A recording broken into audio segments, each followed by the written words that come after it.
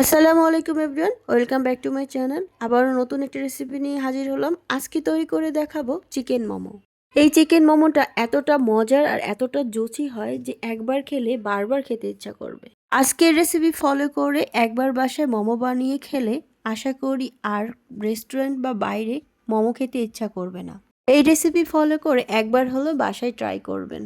আশা করি অনেক ভালো লাগবে। আর মোমো তৈরি করার জন্য প্রথমে আমি ডো তৈরি করে নিচ্ছি।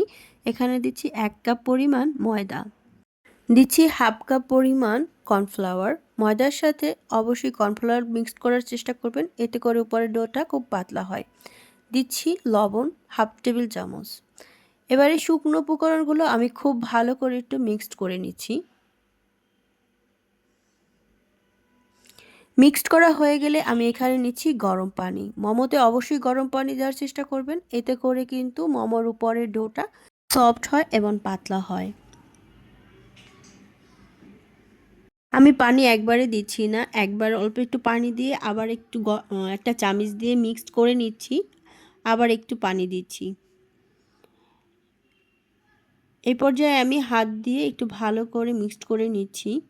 আমি এখানে 1 কাপ ময়দা এবং হাফ কাপ কর্নফ্লাওয়ারের জন্য হাফ কাপের একটু বেশি পরিমাণে পানি দিয়েছি। ডোটা কিন্তু খুব একটা সফট হবে না, আবার খুব একটা হার্ডও হবে না। একটু মিডিয়াম পর্যায়ে রেখে ডোটা তৈরি করে নিতে হবে। আর মিক্সড করা হয়ে গেলে এবার 1 টেবিল চামচ তেল হাতে নিয়ে নিচ্ছি, আর উপরের অংশটাতে আমি তেল দিয়ে দিচ্ছি। এবার একটা ঢাকনা দিয়ে ঢেকে আমি এটাকে রেস্টে রেখে দিচ্ছি। মোমোর পুরের জন্য আমি এখানে নিয়েছি চিকেনের বেস্ট পিস, আমি 2 পিস নিয়েছি। এবার চিকেনটাকে আমি খুব ভালো করে ছুরির সাহায্যে ছাড়িয়ে নিচ্ছি। আর এবার আমি খুব ভালো করে একটু চিকেনটাকে মিহি করে নিচ্ছি।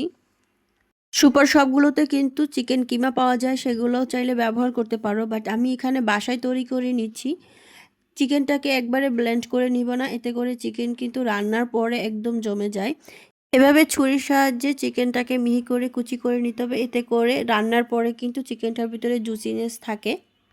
চিকেনটাকে জাস্ট এভাবে করে কিমা করে নিতে হবে, এতে করে কিন্তু চিকেনটা অনেক বেশি জুসি থাকে। এবার আমি চুলায় একটা ফ্রাই প্যান দিয়ে দিচ্ছি 1 টেবিল চামচের মতো রান্নার রেগুলার তেল, দিচ্ছি 1 টেবিল চামচ বাটার, আর এখানে আমি দিচ্ছি 1 টেবিল চামচ আদা বাটা, 1 টেবিল চামচ রসুন বাটা। এবার আমি আদা রসুনটাকে একটু ভালো করে ভেজে নিব। খুব একটা বেশি ভাজবো না, জাস্ট এটা কাঁচা ফ্লেভারটা চলে যাওয়া পর্যন্ত ভেজে নিচ্ছি। এবার ঠান্ডা করে নিচ্ছি, আর একবার চিকেনের ভিতরে দিচ্ছি 1 টেবিল চামচ ধনিয়া পাতা। এবার দিচ্ছি 1 টেবিল চামচ কাঁচামরিচ, আমি কাঁচামরিচটা একটু মিহি করে কুচিয়ে নিয়েছি। আর এবার দিচ্ছি 4 থেকে 5টা গোলমরিচ গুঁড়া। আর ঝালটা এখানে পরিমাণ মতো দিয়ে নিতে হবে। আর এখানে দিচ্ছি 1 টেবিল চামচ সয়া সস। আর যেহেতু সয়া সস দিয়েছি তাই লবণের পরিমাণটা একটু কম দিচ্ছি, হাফ টেবিল চামচের মতো দিচ্ছি। আর এখানে হচ্ছে আমি দিচ্ছি সেই আগে থেকে ভেজে রাখা আদা রসুনটা। এভাবে ভেজে নিলে আমাদের পুর থেকে কিন্তু খুব সুন্দর একটা অ্যারোমা আসে। আর চেষ্টা করবেন ভাজার সময় অবশ্যই 1 টেবিল চামচ বাটার অ্যাড করার, এতে করে কিন্তু খুব সুন্দর একটা স্মেল আসে। আর এবার আমি খুব ভালো করে এটা মিক্সড করে নিচ্ছি। আর মিক্সড করার মাঝ পর্যায়ে আমি দিচ্ছি 1 টেবিল চামচের মতো পানি। পানিটা দিলে চিকেনটা খুবই জুসি হয়। আর খুব বেশি একটা পানি দেওয়ার চেষ্টা করবেন না, এতে করে কিন্তু মোমো তৈরি করার পরে কিন্তু মোমোটা ভেঙে যাবে। আর এটা মিক্সড করা হয়ে গেলে আমি পাশে রেখে আমি মোমোর উপরের যে রুটিটা থাকে সেই রুটিটা তৈরি করে নিচ্ছি। একটা বোর্ডের উপরে দিয়ে দিচ্ছি শুকনো গুঁড়ো। এরপরে আমি ডোটাকে 2 ভাগ করে নিচ্ছি, আর ডোটাকে এভাবে একটা লম্বা ডো করে তৈরি করে নিচ্ছি। এবার কাটারের সাহায্যে আমি খুব সুন্দর করে সেমভাবে কেটে নিচ্ছি, এতে করে আমাদের প্রতিটা মোমো সেম সাইজের হবে। প্রথমে আমি হাত দিয়ে একটু চেপে সমান করে নিচ্ছি। এরপরে আমি খুব হালকা করে ছোট একটা রুটি তৈরি করে নিচ্ছি। আর বেলার সময় অবশ্যই খেয়াল রাখতে হবে পাশে কিন্তু আমরা একটু চাপ দিব, ভিতরের অংশটাতে আমরা তেমন একটা চাপ দিব না। ভিতরের অংশটা একটু মোটা সাইজ থাকবে।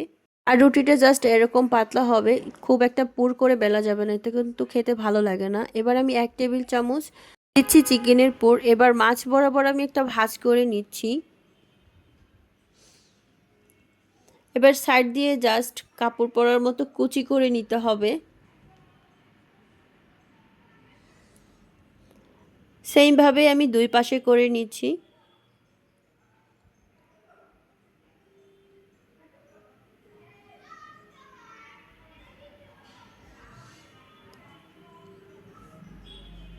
তোমরা চাইলে এভাবেও মোমোটা রাখতে পারো, এটাও কিন্তু দেখতে ভালো লাগে।